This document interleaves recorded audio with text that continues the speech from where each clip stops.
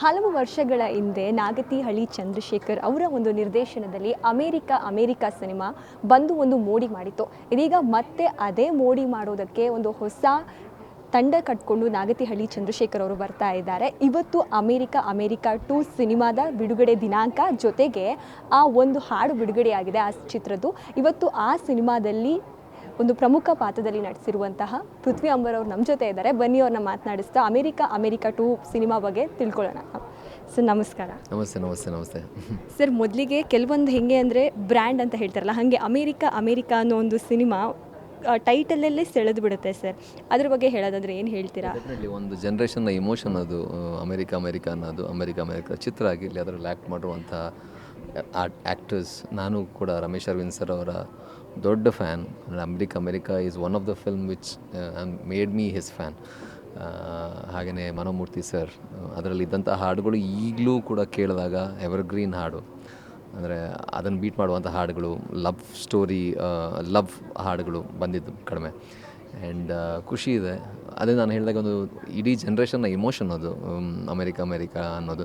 So America 2 ಅಂತ ಹೆಸರಿಟ್ಟಾಗ ಅದರಲ್ಲಿ ನಾವು ಭಾಗಿಯಾಗಿದ್ದೀವಿ ಅಥವಾ ಅದರಲ್ಲಿ ಪಾತ್ರ ಮಾಡ್ತಾಯಿದ್ದೀವಿ ಅಂತ ಹೇಳಿದಾಗ ಭಾಳ ಭಯ ಇದೆ. ಒಂದು ತುಂಬ ದೊಡ್ಡ ರೆಸ್ಪಾನ್ಸಿಬಿಲಿಟಿನೂ ಹೌದು. ಬಿಕಾಸ್ ಆ ಎಕ್ಸ್ಪೆಕ್ಟೇಷನ್ಸ್ಗೆ ನಾವು ಸರಿಯಾಗಿ ನಿಲ್ಲಬೇಕಾಗುತ್ತೆ. ಬಟ್ ದೆನ್ ಅಮೇರಿಕಾ ಮಾಡಿರುವಂತಹ ಮನಸ್ಸುಗಳೇ ಈ ಸಿನಿಮಾನು ಕೂಡ ಮಾಡಿರುವಂಥದ್ದು. ಅದೇ doctor Nagathihalli Chandrashekhar sir and Manomurthy sir ಅವರೆಲ್ಲರೂ ಈ ಸಿನಿಮಾದಲ್ಲಿದ್ದಾರೆ. ಸೊ ಹಾಗಾಗಿ ಒಂದು ರೀತಿಯಲ್ಲಿ ಒಂದು ಡೆಫಿನೆಟ್ಲಿ ಅದಕ್ಕೆ ಅಮೇರಿಕಾ ಅನ್ನುವಂಥದ್ದು ಏನು ಮೈಲ್ ಸ್ಟೋನ್ ಕ್ರಿಯೇಟ್ ಮಾಡಿದೆ, ಅದಕ್ಕೆ ನ್ಯಾಯ ಒದಗಿಸುವಂಥ ಸಿನಿಮಾ ಅಮೇರಿಕಾ 2 ಆಗಿರುತ್ತೆ ಅನ್ನೋ ನಂಬಿಕೆ ಇದೆ, ಖುಷಿ ಇದೆ, ಕ್ಯೂರಿಯಾಸಿಟಿ ಇದೆ. ಸರ್, ಈ ಸಿನಿಮಾ ನೋಡಿದಾಗ, ಅಂದರೆ ಹಾಡು ನೋಡಿದಾಗ ಅಥವಾ ಪೋಸ್ಟರ್ಗಳು ನೋಡಿದಾಗ ಇದರಲ್ಲಿ ಇಬ್ಬರು ನಾಯಕ ನಟರು ಕಾಣಿಸ್ತಾರೆ. ಅಂದರೆ ಒಂದು ನೀವು, ಇನ್ನೊಬ್ಬರು ನಿರು ಭಂಡಾರಿ ಸರ್ ಅವರು. ನಿಮ್ಮ ಪಾತ್ರ ಹೇಗಿರುತ್ತೆ ಸರ್ ಈ ಒಂದು ಸಿನಿಮಾದಲ್ಲಿ? ಒಂದು ಸಣ್ಣ ಕ್ಲೂ ಕೊಡೋದಾದರೆ ಏನಾಗಿ ಕಾಣಿಸ್ಕೊಳ್ತೀರಾ ಅಂತ? ಅದು ನಾನು ಹೇಳೋಂಗಿಲ್ಲ. ಹೇಳಿದ್ರೆ ಕತೆ ಗೊತ್ತಾಗುತ್ತೆ. ಬಟ್ ದೆನ್ ಎಲ್ಲರೂ ಅವ್ರವ್ರ ಪಾತ್ರನ ತುಂಬ ಚೆನ್ನಾಗಿ ಮಾಡಿದ್ದಾರೆ. ನಿರು ಭಾಯಿ ಅವರಾಗಿರಲಿ, ಅವರು ನನಗೆ ಅಂದರೆ ಈ ಸಿನಿಮಾದಲ್ಲೇ ಪರಿಚಯ ಆಗಿದ್ದು. ನಮ್ಗೆ ಗೊತ್ತಿತ್ತು ಅವ್ರ ಬಗ್ಗೆ, ನಮ್ಮೂರವರೇ. ಬಟ್ ಅವ್ರು ಸಗದಾಗಿ ಆ್ಯಕ್ಟ್ ಮಾಡಿದ್ದಾರೆ. ಎಸ್ಪೆಷಲಿ ಶಾನ್ವಿ. ಈ ಚಿತ್ರದ ಕತೆ ರಿವಾಲ್ವ್ ಆಗೋದು ಜಾಸ್ತಿ ಶಾನ್ವಿ ಅವ್ರ ಸುತ್ತ. ಅವರು ಅದ್ಭುತವಾಗಿ ಪರ್ಫಾರ್ಮ್ ಮಾಡಿದ್ದಾರೆ. ಸೊ ಎಲ್ಲ ಆರ್ಟಿಸ್ಟ್ ನನಗೆ ಭಾಳ ಖುಷಿ ಇದೆ ಸಿನಿಮಾದಲ್ಲಿ ಆ್ಯಕ್ಟ್ ಮಾಡಿರುವಂಥದ್ದು. ನನ್ನ ಪಾತ್ರದ ಬಗ್ಗೆ ಹೇಳೋದಕ್ಕಿಂತ ಅದೇ ಇವರು ಅಂದರೆ ಈ ಹಿಂದೆ ಮಾಡಿದಂತಹ ಸೇಮ್ ಹೋಲಿಕೆ ಆಗುತ್ತಾ ಅಥವಾ ವಿಭಿನ್ನವಾಗಿ ನೀವು ಈ ಸಿನಿಮಾದಲ್ಲಿ ನಾನು ನೋಡ್ತೀರಾ? ನಾಗತಿಹಳ್ಳಿ ಸರ್ ಸಿನಿಮಾಗಳೇ ಹಾಗೆ ಅಲ್ಲ, ಅವ್ರದ್ದೇ ಆದ ಒಂದು ಶೈಲಿ ಇದೆ, ಅವ್ರದ್ದೇ ಆದ ಒಂದು ಸಿಗ್ನೇಚರ್ ಇದೆ. ಅವರ ಪಾತ್ರಗಳು ಮಾತಾಡುವಂತಹ ಭಾಷೆ ಆಗಿರಲಿ, ಅವರ ಪಾತ್ರಕ್ಕೆ ಇರುವಂತಹ, ಅವರು ಮಾಡಿರುವಂಥ ಪಾತ್ರಕ್ಕೆ ಇರುವಂತಹ ಡೆಪ್ತ್ ಆಗಿರಲಿ, ಅದು ಬೇರೆಯೇ ಲೆವೆಲ್ ಇರುತ್ತೆ. ಸೊ ಅದು ಇದರಲ್ಲಿದೆ. ಆ್ಯಂಡ್ ಅವರ ಪಾತ್ರಗಳು ಜಾಸ್ತಿ US, ಯುರೋಪು ಹಾಗೆ ಇರುತ್ತೆ. ಬಟ್ ಅದರಲ್ಲೊಂದು ಕನ್ನಡತನ ಇರುತ್ತೆ. ಆ ಪಾತ್ರಗಳಲ್ಲೊಂದು ಕರ್ನಾಟಕದ ಸೊಗಡಿರುತ್ತೆ, ಊರಿರುತ್ತೆ. ಅದೆಲ್ಲ ಈ ಪಾತ್ರದಲ್ಲಿ ಇದೆ ಅಂತ ಹೇಳ್ಬೋದು. ಈ ಒಂದು ಹಾಡು ನೋಡಿದಾಗ ರನ್ ತುಂಬ ಚೆನ್ನಾಗಿದೆ. ಒಂಥರ ಮಜವಾಗಿದೆ ಸಾಂಗಿನ ಟ್ರಾವೆಲ್ ಮಾಡೋದು ಕೇಳುವಾಗ. ನೋಡಿದಾಗ ಫುಲ್ ಅಮೇರಿಕಾದಲ್ಲೇ ಶೂಟ್ ಆಗಿರೋದು ಅಂತ ಅನ್ಸುತ್ತೆ ಸಿನಿಮಾ. ನೀವು ಇದೊಂದು ಟೈಟಲ್ ಇರೋದೇ ಅಮೇರಿಕಾ. ನಿಮಗೆ ಭಾರತಕ್ಕೂ ಅಮೇರಿಕಾಗೂ ಒಂದು ಮೇಜರ್ ಡಿಫ್ರೆನ್ಸ್ ಅಂತ ಹೇಳೋದಾದರೆ ಏನು ಹೇಳ್ತೀರಾ ಸರ್? ನಮ್ಮ ದೇಶನ ಆ ದೇಶಕ್ಕೆ ಹೋಲಿಕೆ ಮಾಡೋದಾದರೆ? ಅಲ್ಲ, ಪ್ರತಿ ದೇಶ ಅದರದೇ ಆದ ಒಂದು ವಿಶೇಷತೆ ಇರುವಂಥ ದೇಶ ಅಂತ ಹೇಳ್ಬೋದು. ಬಟ್ ನಾವು ಎಲ್ಲೇ ಹೋದರೂ ನಮ್ಮ ದೇಶನೇ ನಮಗೆ ತುಂಬ ಹಿತ, ತುಂಬ ಖುಷಿ, ತುಂಬ ಗೌರವ ಯಾವತ್ತೂ ನಮ್ಮ ದೇಶನೇ.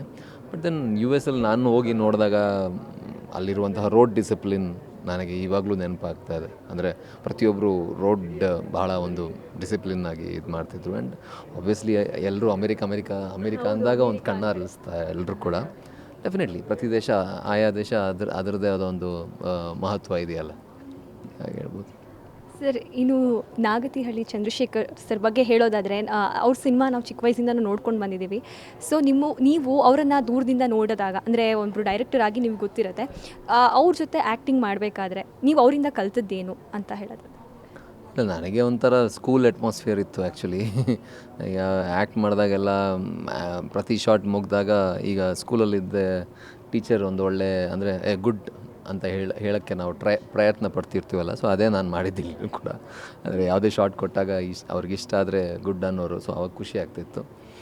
ಬಟ್ ದೆನ್ ತುಂಬ ಕಲಿಯುವಂಥದ್ದು ಅಂದರೆ ಅವ್ರಿಗೆ ಇಷ್ಟೊಂದು ಸಿನಿಮಾ ಮಾಡಿನೂ ಕೂಡ, ಇಷ್ಟೊಂದು ಹಿಟ್ ಸಿನಿಮಾಗಳು ಕೊಟ್ಟು, ಇಷ್ಟೊಂದು ವರ್ಷಗಳು ಸಿನಿಮಾ ಕ್ಷೇತ್ರದಲ್ಲಿ ಇದ್ದು, ಇಷ್ಟು ಹಿರಿಯರು ಆಗಿದ್ದರೂ ಕೂಡ ಈಗಲೂ ಸಿನಿಮಾ ಮಾಡಿದಾಗ ಅವರಲ್ಲಿ ಅದರೇ ಎಂತೂ ಇದೆ.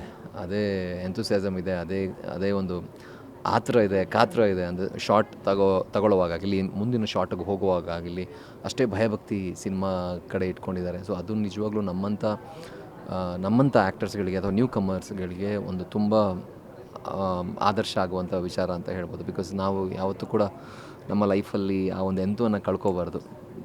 ಕಾಲಕ್ರಮೇಣ ನಾವು ಕೆಲಸ ಮಾಡ್ತಾ ಅದ್ರ ಕಡೆ ಒಂದು ಅಸಡ್ಡೆ ಭಾವ ಬರುತ್ತಲ್ಲ, ಅದು ಇವರಲ್ಲಿಲ್ಲ. ಅಂದರೆ ಈಗಲೂ ಅದೇ ಎನರ್ಜಿ ಇಟ್ಕೊಂಡಿದ್ದಾರೆ. ಸೊ ಅದು ಖಂಡಿತವಾಗ್ಲೂ ನಾನು ಕಲ್ತಿದ್ದಂತಹ ವಿಚಾರ ನಾಗತಿಹಳ್ಳಿ ಸರಿಂದ. ಸರ್, ಇನ್ನು ಒಂದು ಸಿನಿಮಾ ಅಂತ ಅಂದಾಗ ಒಬ್ಬ ಸ್ಟಾರ್ ಡೈರೆಕ್ಟರ್ ಅಂದರೆ ತುಂಬ ಒಳ್ಳೆ ಸಿನಿಮಾ ಕೊಟ್ಟಿರೋರು ಇದ್ದಾಗ ಅದಕ್ಕೊಂದು ಪ್ಲಸ್ ಪಾಯಿಂಟ್ ಆಗುತ್ತೆ. ಇದ್ರ ಜೊತೆಗೆ ಮ್ಯೂಸಿಕ್ ಅಂತ ಬಂದಾಗ ಸರ್, ಮನೋಮೂರ್ತಿ ಸರ್ ಅವ್ರ ಮ್ಯೂಸಿಕ್ ಇದೆ. ಸೊ 2 ಪ್ಲಸ್ಗಳು ಆ್ಯಡ್ ಆಗಿದೆ. ಅವರ ಒಂದು ಮ್ಯೂಸಿಕ್ ಬಗ್ಗೆ ಏನು ಹೇಳ್ತೀರಾ ಸರ್? ಏನು ಹೇಳಿದೆ, ಎಲ್ಲರಿಗೂ ಗೊತ್ತಲ್ಲ ಮನೋಮೂರ್ತಿ ಸರ್ ಬಗ್ಗೆ. ಅಂದರೆ ನಿಮ್ಮ ಸಿನಿಮಾದಲ್ಲಿ ಹೌದು, ಅಂದರೆ ಇಟ್ ಈಸ್ ಆಲ್ವೇಸ್ ಲೈಕ್ ನಾನು ಚಿಕ್ಕ ಅಂದರೆ ಲೈಕ್ ಚೈಲ್ಡ್ಹುಡ್ಡಿಂದ ಅವರ ಹಾಡುಗಳನ್ನು ಕೇಳ್ತಾ ಬಂದವನು. ಅವರ ಹಾಡುಗಳು ಒಂದು ಫೇವ್ರೆಟ್ ಸಾಂಗ್ ಅಂತ ಅವರು ಅದೇ 100 ಜನ್ಮಕ್ಕೂ ಆ್ಯಂಡ್ ಮುಂಗಾರು ಮಳೆ ಹಾಡುಗಳು, ಮಿಲನ ಹಾಡುಗಳು, ದೇರ್ ಸೋ ಮೆನಿ, ಒಂದೆರಡು ಹೇಳೋಂಗಿಲ್ಲ. ಅಂಥ ಒಂದು ಎವರ್ಗ್ರೀನ್ ಹಾಡುಗಳನ್ನು ಕೊಟ್ಟಿರುವಂತಹ ಮ್ಯೂಸಿಕ್ ಮೇಸ್ಟ್ರು ಅವರು. ಅಂದರೆ ಅದ್ಭುತವಾದ ಹಾಡುಗಳನ್ನು ಕೊಟ್ಟಿರುವಂಥ ಅದ್ಭುತವಾದ ಮ್ಯೂಸಿಷಿಯನ್. ಸೊ ಖುಷಿ ಇದೆ.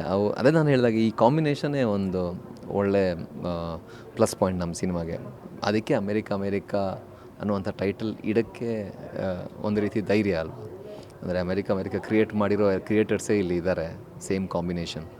So I feel lucky. ಅಂದರೆ ನನ್ನ ಸಿನಿಮಾಗೆ ಅವರ ಹಾಡುಗಳು ಆ್ಯಂಡ್ ನಾಗತಿಹಳ್ಳಿ ಸರ್ ಅವರ ಸಾಹಿತ್ಯ ಎಲ್ಲ ಇರೋದು, ವಿ ಫೀಲ್ ಪ್ರೌಡ್.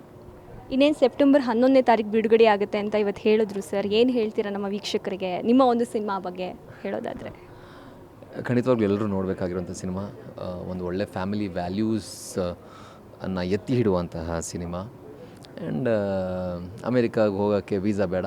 ಈ ಅಮೇರಿಕಾ ಟೂದು ಟಿಕೆಟ್ ತೊಗೊಂಡ್ರೆ ಸಾಕು, ಎಲ್ಲರೂ ಅಮೇರಿಕಾಗೆ ಹೋಗ್ಬೋದು. ಆ್ಯಂಡ್ ಖಂಡಿತವಾಗ್ಲೂ ಎಲ್ಲರೂ ಎಂಜಾಯ್ ಮಾಡ್ತೀರಾ ಸಿನಿಮಾ ನೋಡಿ. ನಿಮ್ಮ ಸಿನಿಮಾಗಳಲ್ಲಿ ನೀವು ಒಂದು ರೀತಿಯಾಗಿ ಅಂದರೆ ಒಂದು ಡಿಫ್ರೆಂಟ್ ಫೀಲ್ ಇರುತ್ತೆ ಸರ್. ಇಷ್ಟು ದಿನ ಮಾಡಿರುವಂಥ ಸಿನಿಮಾಗಳು ನಾವು ನೋಡಿರೋದ್ರಲ್ಲೂ ಕೂಡ ಇದರಲ್ಲೂ ಕೂಡ ಸೇಮ್ ಕಾಣಿಸ್ತಿದೆ ಈಗಾಗಲೇ ಒಂದು ಹಾಡಲ್ಲೇ. So all the best sir. ಈ ಸಿನಿಮಾನು ತುಂಬ ಚೆನ್ನಾಗಿ ಆಗಲಿ ಅಂತ ಹೇಳ್ತೀನಿ. Thank you so much sir. ನೋಡಿದ್ರಲ್ಲ, ಇದಿಷ್ಟು ಪೃಥ್ವಿ ಅಂಬರ್ ಅವರ ಮಾತಾಗಿತ್ತು. ಇದೇ ಸೆಪ್ಟೆಂಬರ್ 11ನೇ ತಾರೀಕು ಈ ಸಿನಿಮಾ ಬಿಡುಗಡೆ ಆಗ್ತಾ ಇದೆ. ಎಲ್ಲರೂ ಥಿಯೇಟರ್ಗೆ ಹೋಗಿ ನೋಡಿ ಅಂತ ಹೇಳ್ತಾ ಇದಾಗಿತ್ತು ಇವತ್ತಿನ ಫ್ರೀಡಮ್ ಟಿವಿಯ ವಿಶೇಷ. ನೋಡ್ತಾ ಇರಿ ಫ್ರೀಡಮ್ ಟಿವಿ, ಇದು ಜನಸಾಮಾನ್ಯರ ಚಾನಲ್. ಕ್ಷಣದ ಸುದ್ದಿಗಳಿಗಾಗಿ ಫ್ರೀಡಮ್ ಟಿವಿ ಸಬ್ಸ್ಕ್ರೈಬ್ ಮಾಡಿ, ಲೈಕ್ ಮಾಡಿ ಹಾಗೂ ಫಾಲೋ ಮಾಡಿ. ಹೊಸ ಸುದ್ದಿಗಳ ನೋಟಿಫಿಕೇಶನ್ಗಾಗಿ ಬೆಲ್ ಐಕಾನ್ ಮೇಲೆ ಕ್ಲಿಕ್ ಮಾಡಿ.